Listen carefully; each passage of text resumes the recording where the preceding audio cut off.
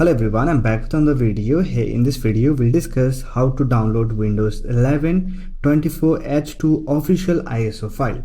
So with that being said, let's get started.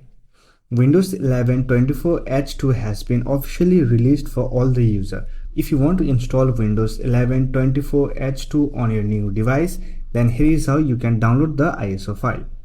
For that, simply open any browser and visit Microsoft download page. Don't worry about the download link. I'll provide the download link in the description box.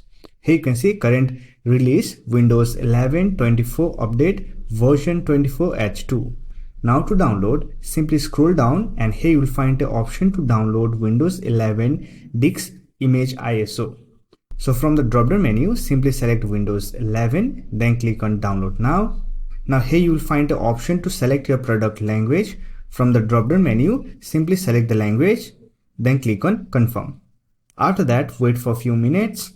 Now here you will find the download option. Simply click on this link. Here you can see it is downloading Windows 11 24H2 ISO file. It is around 5.4 GB, so wait for the download process to complete.